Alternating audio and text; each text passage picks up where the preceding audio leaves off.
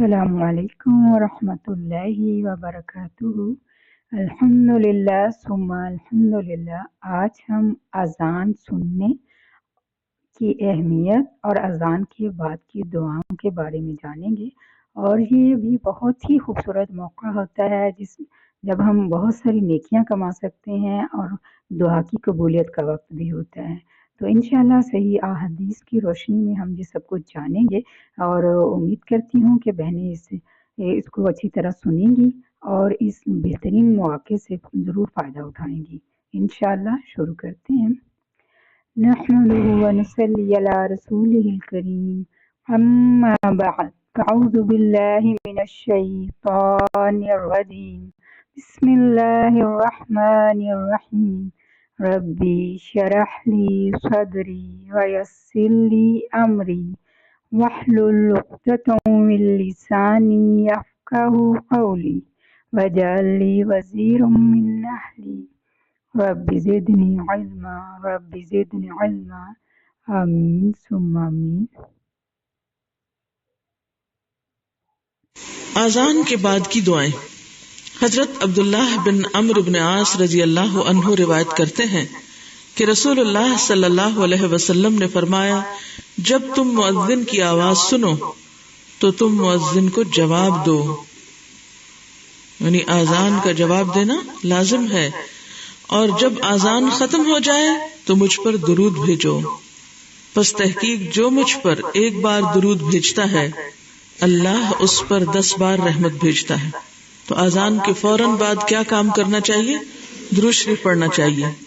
کتنی دفعہ؟ ایک دفعہ۔ کیسے؟ نماز والا میں ایک دفعہ پڑھ دیتی ہوں درست تلفظ کے ساتھ، غور سے سن لیجئے۔ اللہم صل علی محمد وعلی آل محمد کما صلیت علی ابراہیم وعلی آل ابراہیم انک حمید مجید، اللہم بارک علی محمد وعلی آل محمد کما بارکت علی ابراہیم وعلی آل ابراہیم انک حمید مجید۔ یا الہی رحمت بھیج محمد صلی اللہ علیہ وسلم پر اور آل محمد پر، جیسے رحمت بھیجی تو نے ابراہیم اور آل ابراہیم پر، بے شک تو تعریف کیا گیا بزرگی والا ہے۔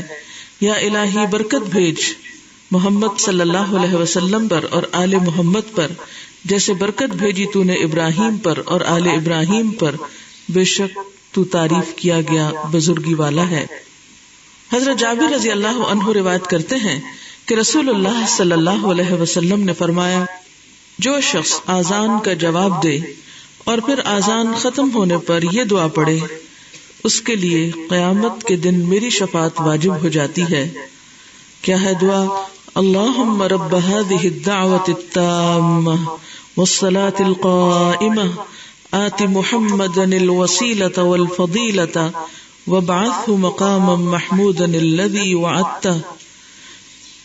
اس پوری پکار یعنی اذان کے اور قیامت تک قائم رہنے والی نماز کے رب محمد صلی اللہ علیہ وسلم کو وسیلہ اور بزرگی عطا فرما اور انہیں مقام محمود میں پہنچا جس کا تو نے ان سے وعدہ کیا ہے۔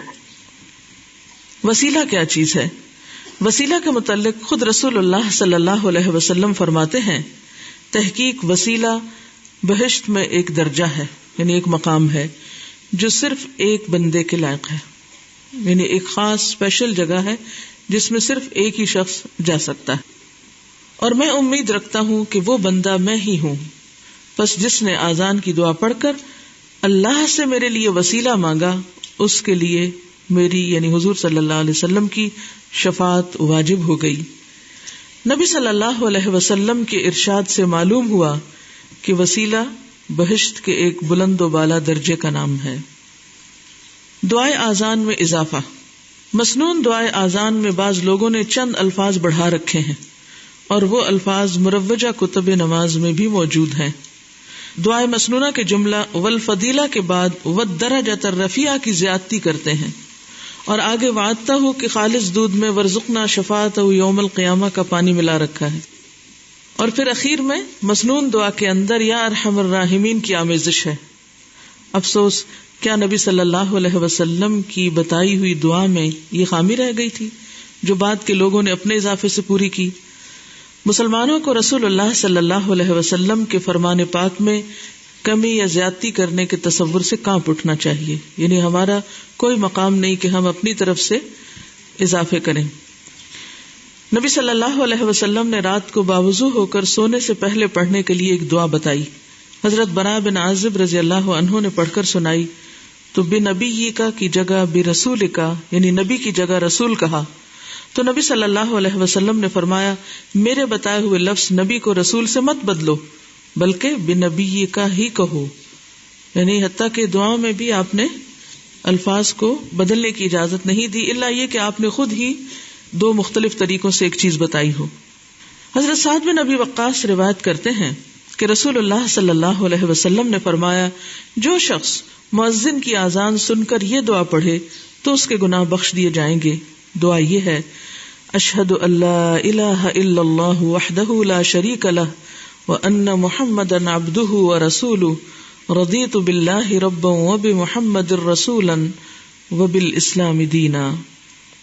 میں گواہی دیتا ہوں کہ اللہ کے سوا کوئی سچا معبود نہیں، وہ ایک ہے، اس کا کوئی شریک نہیں، اور حقیقت میں محمد صلی اللہ علیہ وسلم اس کے بندے اور رسول ہیں۔ میں اللہ کے رب ہونے اور محمد صلی اللہ علیہ وسلم کے رسول ہونے اور اسلام کے دین ہونے پر راضی ہوں۔ اذان و اقامت کے کچھ اور مسائل۔ ہر نماز کے وقت اذان دینی چاہیے۔ رسول اللہ صلی اللہ علیہ وسلم نے فرمایا جب نماز کا وقت آئے تو تم میں سے کوئی ایک اذان کہے، یعنی تم ہی میں سے کوئی ایک اذان کہے۔ اس سے کیا پتہ چلتا ہے کہ تم ہی میں سے ایک، یعنی مسلمانوں میں سے کوئی ایک اذان دے، یعنی جو لوگ وہاں اس خاص جگہ پر موجود ہوں انہی میں سے کسی کو اذان دینی چاہیے۔ لہذا ٹیلی ویژن کی اذان یا پھر ٹیپ ریکارڈر پہ اذان یا گھڑیوں میں اذان وہ ایک یاد دہانی تو ہے، لیکن اصل مقصد یا اصل فائدہ اس سے نہیں حاصل ہو سکتا۔ اس لیے یہ سوچنا کہ کہیں صرف ٹیپ ریکارڈر چلا کے اذان دے دی جائے تو وہ اصل اذان کے برابر ہوگی، اصل اذان برابر نہیں ہوگی۔ ہاں یہ ہے کہ نہ ہونے سے بہتر ہے کہ انسان کچھ تو سنے، خصوصاً ایسے جگہیں، ایسے ملک جہاں بالکل بھی اذان نہیں ہوتی۔ اور اگر آپ وہاں مہینوں مسجد نہیں جاتے، جیسے خواتین کو روکا بھی جاتا ہے مسجد جانے سے، تو اس کا مطلب یہ ہے کہ زندگی اتنی بڑی خیر سے محروم ہی گزرتی چلی گئی۔ تو اس لیے ضروری ہے کیا کہ انسان پھر کوئی آلٹرنیٹ تلاش کرے۔ حضرت بلال رضی اللہ عنہ سے مذکور ہے کہ وہ اذان کہتے ہوئے کانوں میں انگلیاں ڈالتے تھے، اذان کہتے ہوئے کانوں میں انگلیاں ڈال لیتے تھے، کیونکہ بلند آواز سے پکارنا ہوتا تھا نا۔ حی علی الصلاح کہتے وقت منہ دائیں طرف پھیریں اور حی علی الفلاح کہتے وقت بائیں طرف، لیکن سینہ نہیں، صرف گردن موڑنا ہوتی، یعنی یہ نہیں کہ آپ پورے کے پورے خود بھی ادھر مڑ جائیں، نہیں۔ حضرت عثمان بن ابی العاص رضی اللہ عنہ کی روایت ہے کہ نبی صلی اللہ علیہ وسلم نے ان کو ان کی قوم کا امام مقرر کیا اور فرمایا واتخذ مؤذنا لا یأخذ علی آذانہ اجرا، کہ مؤذن وہ مقرر کر جو اپنی آذان پر مزدوری نہ لے، یعنی اللہ کا نام بلند کرنے پر اجرت نہ لے۔ مؤذن وہ مقرر کرنا چاہیے جو بلند آواز والا ہو۔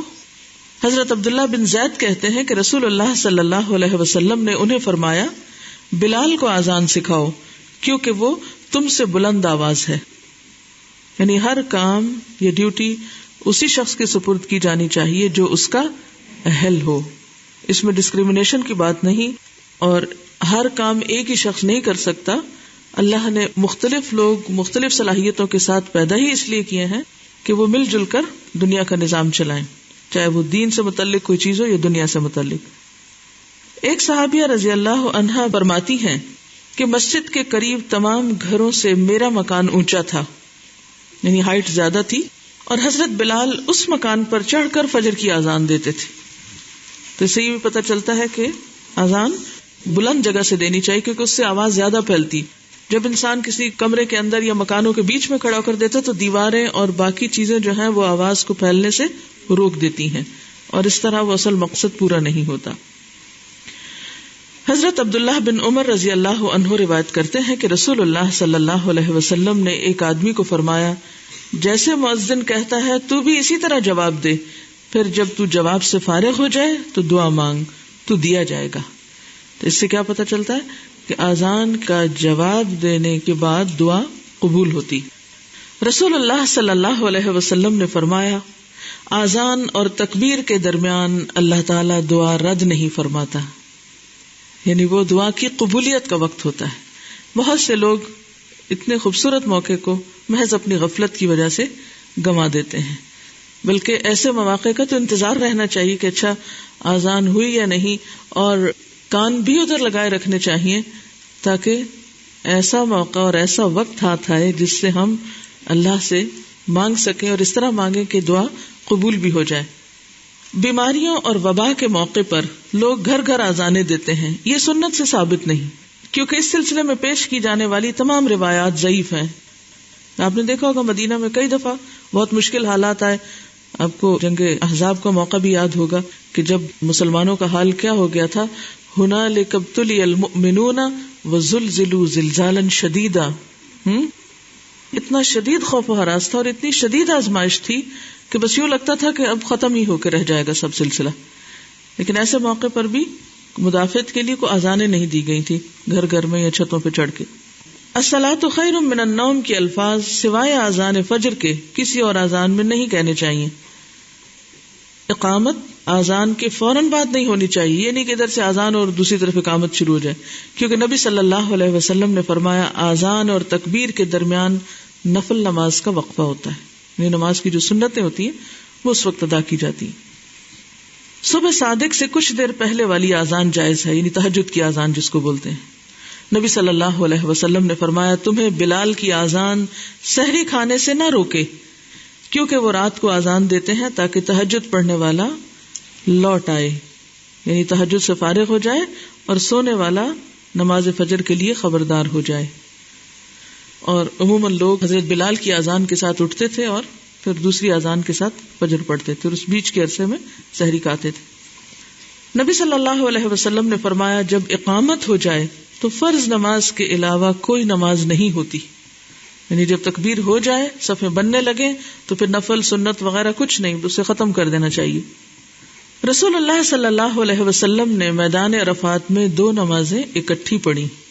آپ نے اذان ایک مرتبہ دلوائی اور ہر نماز کے لیے اقامت الگ الگ کہلوائی، جس سے پتہ چلتا ہے کہ جب نمازیں جمع کی جا رہی ہوں کسی بھی وجہ سے، خواہ وہ کسی سبب قضا ہو گئی تو آپ جمع کر رہے ہیں یا سفر کی وجہ سے جمع کریں، 2 ہی اسباب ہوتے ہیں نا جمع کرنے کے، گھر میں آرام سے بیٹھ کے تو نہیں جمع کی جاتی، الا یہ کہ کوئی بیمار ہو یا کسی ایسے عذر میں ہو، تو ایسی صورت میں اذان ایک ہی بار ہوگی، کیونکہ جب ایک نماز کا وقت ہو تو ایک ہی دفعہ اذان ہوتی ہے، لیکن ہر نماز کے لیے پھر اقامت الگ الگ۔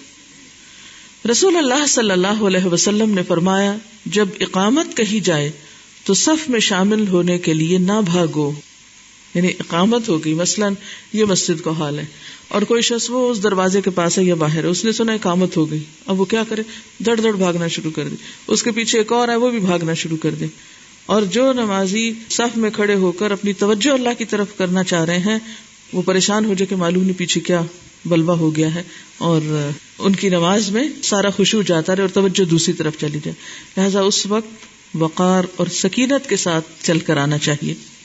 فرمایا جب اقامت کہی جائے تو صف میں شامل ہونے کے لیے نہ بھاگو بلکہ وقار کے ساتھ چلتے ہوئے آؤ، جو نماز تم امام کے ساتھ پا لو وہ ٹھیک ہے اور جو رہ جائے اسے بعد میں پورا کرو۔ یعنی ایک وجہ بھاگنے کی یہ بھی ہوتی ہے کہ پھر ایک رکعت چھوٹ گئی تو پھر بعد میں پڑھنی پڑے گی، تو بہتر ہے کہ ہم کسی طرح شامل ہو کے اللہ اکبر تو کہہ ہی ڈالیں۔ حضرت عبداللہ بن عمر رضی اللہ عنہ روایت کرتے ہیں کہ رسول اللہ صلی اللہ علیہ وسلم نے فرمایا بے شک بلال رات کے وقت اذان دیتے ہیں، بس تم کھاؤ اور پیو، یعنی بلال کی اذان سن کر سحری کھانا نہ چھوڑو، وہ تہجد کی اذان ہے، یعنی اس کی اجازت ہے۔ حضرت عبداللہ بن مسعود رضی اللہ عنہ کی حدیث میں اس پہلی اذان کی حکمت یہ ہے کہ بلال رضی اللہ عنہ کی اذان اس لیے ہوتی تاکہ نماز تہجد ادا کرنے والا نماز فجر کی تیاری کے لیے کچھ آرام کر لے اور جو سویا ہوا ہو وہ نماز فجر کے لیے بیدار ہو جائے۔ اس اذان اور نماز فجر کی اذان میں اتنا وقفہ نہیں ہوتا تھا جتنا کہ آج کل کیا جاتا ہے۔ حرم میں آپ نے دیکھا ہوگا کہ یہ 2 اذانیں ہوتی ہیں اور اس میں تقریباً 1 گھنٹے کا وقفہ ہوتا ہے یا کچھ کم و بیش۔ حضرت عائشہ فرماتی ہیں دونوں مؤذنوں کے درمیان صرف اس قدر وقفہ ہوتا کہ ایک اذان دے کر اترتا اور دوسرا اذان کے لیے چڑھ جاتا. یہ بہت کم وقفہ ہوتا تھا. اس سے یہ بھی پتہ چلتا ہے کہ وہ کتنے لمبے چوڑے کھانے کا اہتمام کرتے تھے. ایک شخص اذان سن کر مسجد سے نکلا. حضرت ابو ہریرہ رضی اللہ عنہ نے فرمایا کہ بے شک اس شخص نے ابو القاسم کی نافرمانی کی. یعنی اذان ہو رہی تھی اور وہ نماز پڑھنے کے بجائے مسجد سے نکل کر کسی اور کام چلا گیا.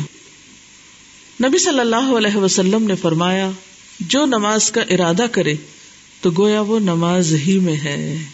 جب آپ نے سوچ لیا کہ مجھے نماز پڑھنی ہے تو جب تک آپ پڑھ نہیں چکتے وہ سارا وقت ایک طرح کی نماز ہی کی کیفیت میں. یعنی اس وقت پھر انسان کو اپنی توجہ ادھر کرنی چاہیے اور دنیا کی دلچسپیاں چھوڑ دینی چاہیے یا وہ ایک خاص کیفیت اس کے اوپر آنی چاہیے.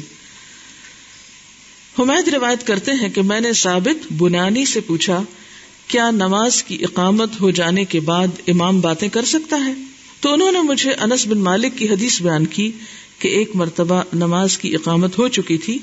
اتنے میں ایک شخص آیا اور اقامت ہو جانے کے بعد نبی صلی اللہ علیہ وسلم سے باتیں کرتا رہا. یعنی بات کر سکتے ہیں, بات کرنا منع نہیں ہے.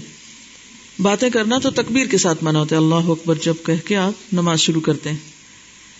ایک دفعہ نماز کی اقامت ہو گئی, لوگوں نے صفیں برابر کر لی. اتنے میں رسول اللہ صلی اللہ علیہ وسلم کو یاد آیا کہ آپ جنبی ہیں.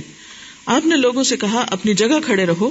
پھر آپ نے گھر جا کر غسل فرمایا اور جب آپ واپس تشریف لائے تو آپ کے سر سے پانی ٹپک رہا تھا. پھر آپ نے نماز پڑھائی. یعنی اس سے پتہ چلتا ہے کہ اذان کے بعد ضروری کام کیے جا سکتے ہیں. آپ کا سوال تھا کہ کیا عورت اقامت کہہ سکتی ہے یا عورت اذان دے سکتی ہے, تو اس سلسلے میں کچھ چیزیں آپ کے علم میں لانا چاہوں گی کہ علماء اس بارے میں کیا کہتے ہیں.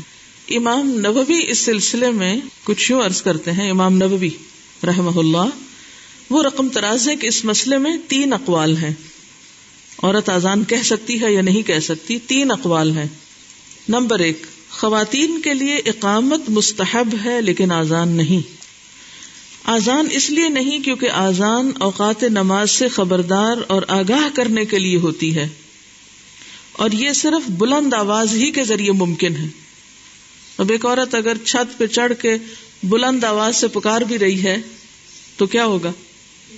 عورتوں کی آواز ویسے بھی مردوں کی نسبت بلند نہیں ہوتی, باریک ہوتی ہے.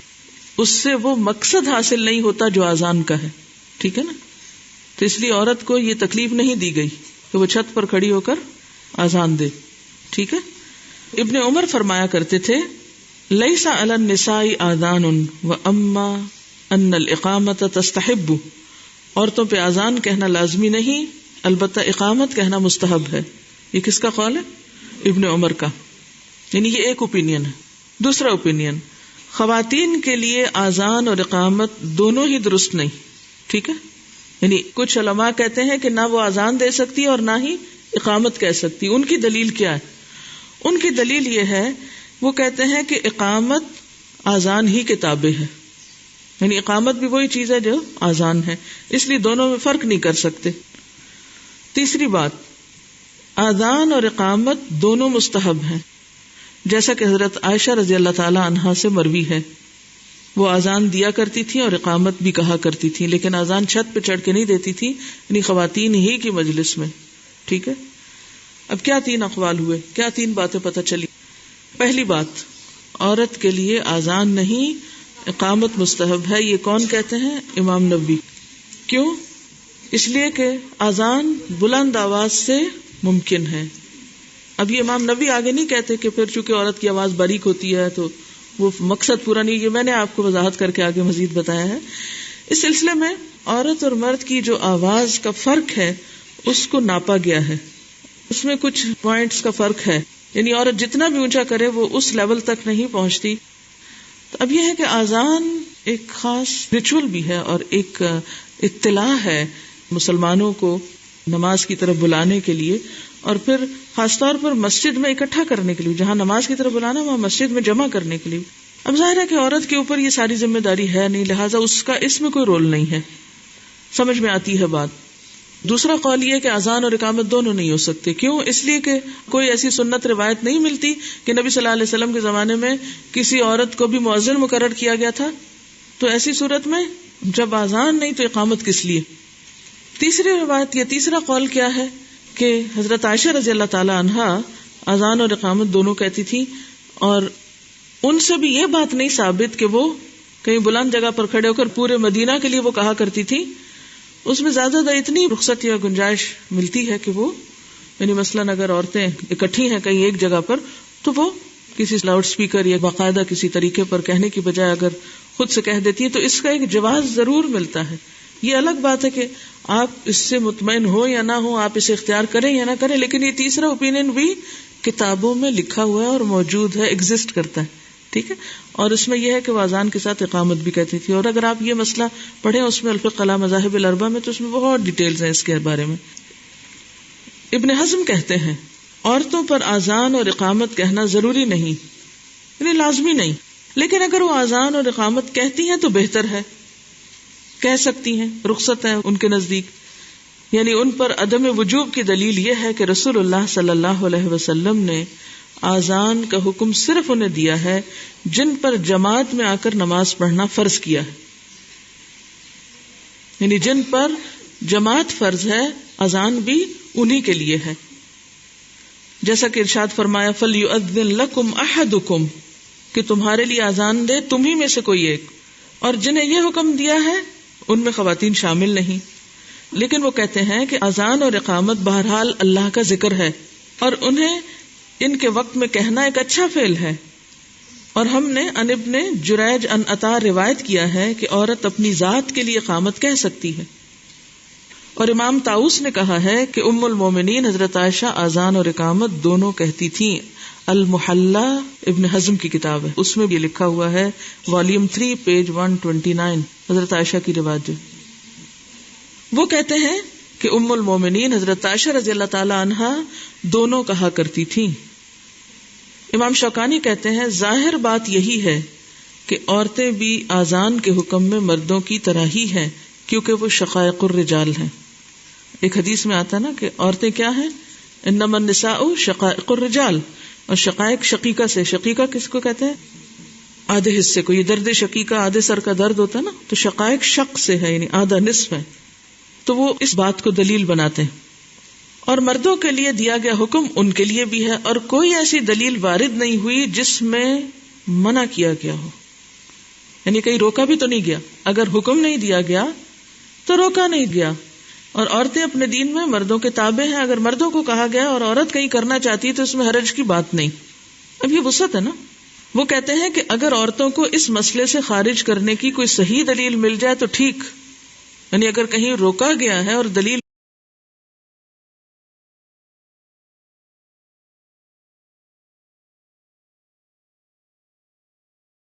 مل جائے تو ٹھیک ہے، ورنہ وہ مردوں کی طرح ہی ہیں یعنی دین کے احکام ماننے میں. یہ امام شوکانی کی رائے ہے. ٹھیک ہے.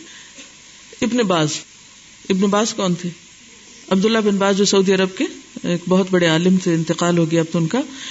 وہ کہتے ہیں کہ علماء کے اقوال میں سے صحیح ترین، اب وہ اس کو ترجیح دیتے ہیں کہ زیادہ بہتر چیز کیا ہے کہ عورتوں پر اذان دینا نہیں ہے، یعنی عورتوں پہ ذمہ داری نہیں ڈالی گئی. یہ کہتے ہیں کہ مردوں کی طرح عورتوں کا مسجد میں اذان دینا تو بالکل جائز نہیں، کوئی ضرورت نہیں، اور نہ ہی ایسی جگہ پر اونچی آواز کے ساتھ دینا درست ہے جہاں پورے شہر میں گونج رہی ہو وہ اذان. ہاں اگر کسی الگ جگہ میں صرف خواتین کی مجلس یا اجتماع ہو تو وہاں ہلکی آواز سے عورت اذان دے سکتی ہے، جیسا کہ حضرت عائشہ کے عمل سے یہ بات ثابت ہوتی ہے. البانی کہتے ہیں یہ اور اس طرح کے آثار عمل کے لیے درست ہیں. اب آپ دیکھیے دو چیزیں ہو گئی، ایک یہ کہ بالکل نہیں، اور ایک یہ کہ گنجائش ہے، اور تیسری بات یہ کہ اذان نہیں اقامت ہے. اب آپ کہاں کھڑے ہیں؟ اب آپ دیکھیے کہ اختلاف رائے تو ہے، کس کو غلط کہیں گے؟ اب غلط صحیح کی تو بات نہیں ہے نا، یہاں دین کی وسعت ہے یعنی گنجائش ہے. دیکھیے چلے آپ تو ماشاءاللہ اتنے خوش قسمت ہیں، دن میں 5 دفعہ زوردار آواز سے اذان سنتے ہیں. آپ ایسے ممالک، ایسے علاقوں، ایسی جگہوں کے بارے میں بھی سوچئے کہ جہاں واقعی لوگوں نے ساری زندگی اذان نہیں سنی. اب کسی ایسی جگہ پر آپ کے ہسبینڈ کی پوسٹنگ ہو جاتی ہے، ہسبینڈ کو دین سے کوئی دلچسپی نہیں، بچوں کو کون سکھائے گا اذان؟ ماں ہی سکھائے گی نا. تو اگر کہیں ایسی جگہ ماں سکھانے کے لیے دن میں 2 دفعہ 1 دفعہ ان کو اذان دے کے بتاتی ہے، سکھاتی ہے، تو آپ اس کو حرام کہیں گے؟ نہیں. یہ رخصتیں اس لیے بھی ہیں کہ مخصوص حالات میں بھی انسان کو مخصوص چیزوں کی ضرورت پیش آتی. بعض ممالک ایسے ہوتے ہیں کہ جہاں ڈھیر عورتیں کھیتوں میں کام کر رہی ہوتی ہیں، مثلا ٹی گارڈنز میں سے وہ پک کر رہی ہوتی ہیں ٹی. مجھے یاد ہے کپاس چننے کا سین جس میں میں خود بھی شریک رہی ہوں، تو یہ بہت ہی دلچسپ کام ہے. اب وہاں یہ ہوتا ہے کہ گروپ آف لیڈیز، وہ سویرے سویرے جاتا ہے، شام تک وہاں رہتے ہیں. اب وہاں کوئی مرد نہیں ہوتا بعض اوقات، بالکل کوئی مرد، اگر ہو بھی تو کوئی دور پار ہو، اپنے دوسری جگہ کام کرتے ہیں کیونکہ پسند بھی نہیں کیا جاتا. اتنی غیرت اور حیا پہلے تو تھی، مجھے اب کا نہیں پتا، کہ جس ایریا میں عورتیں کام کر رہی ہیں وہاں مرد کا گزرنا بھی معیوب اور بہت ہی برا سمجھا جاتا تھا. اب ایسی جگہ پر اگر نماز کا وقت اور ایک عورت کھڑی ہو کر سب کو ایک نارمل آواز میں نماز کے لیے بلا لیتی ہے، بجائے یہ کہنے آؤ آؤ نماز کے لیے آؤ. تو اذان ہے کیا؟ بیسیکلی اطلاع دینا، خبردار کرنا. تو اگر رخصت چھوڑیں گے آپ تو دین میں وسعت اور دین کی خوبصورتی ہے نا، دین باقی تو رہے گا نا، ورنہ تو کیا ہوگا؟ نہ اذان، نہ نماز، اور صرف دنیا ہی دنیا.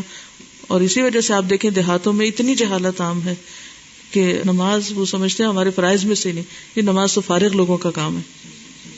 جیسے بچہ پیدا ہوتا ہے اور بعض اوقات وہاں پر کوئی مرد نہیں ہوتا، اور اس کی پیدائش کے بعد اگر اس کے کان میں اذان دینا ہے تو آپ دے سکتے ہیں. مجھے خود میرے والد موجود تھے، میرے سب سے چھوٹے سے بڑا بھائی جب پیدا ہوا تو میں نے کہا کہ اس کے اذان دے اذان، تو کہتے ہیں آپ دیں، اور اس کے کان میں مجھ سے انہوں نے اذان دلوائی، ایک میں اذان دوسرے میں اقامت. حالانکہ وہ خود موجود تھے، شاید وہ سکھانا چاہتے تھے کہ کوئی ایسا موقع بھی ہو سکتا ہے کہ جہاں کوئی نہ ہو، یا یہ کہ ہر مرد کو ضروری بھی نہیں کہ اذان آتی بھی ہو. اب مثلاً ایک نیو مسلم ہے، نیا مسلمان ہوا ہے، اب ایک مسلمان عورت جو دین پڑھی لکھی ہے، اس کی شادی ایک ایسے شخص سے ہو جاتی ہے جو چند دن پہلے مسلمان ہوئے. اتفاق سے وہ کسی ایسی جگہ جا پہنچتے ہیں کہ جہاں کوئی مسجد نہیں، کوئی اذان نہیں. پھر کیا ہوگا؟ اگر آپ جواز رکھیں گے یا گنجائش رکھیں گے، فلیکسیبلٹی تھوڑی سی ہوگی تو کیا ہوگا؟ دین کا نام بلند ہوتا رہے گا. اور اگر آپ سختی پر آ جائیں گے تو کیا ہوگا؟ رخصت ہو جائے گا دین. ہماری سختیوں نے ہی دین کو رخصت کیا ہے. وآخر دعوانا ان الحمد للہ رب العالمین. سبحانک اللہم وبحمدک، نشہد ان لا الہ الا انت، نستغفرک ونتوب الیک.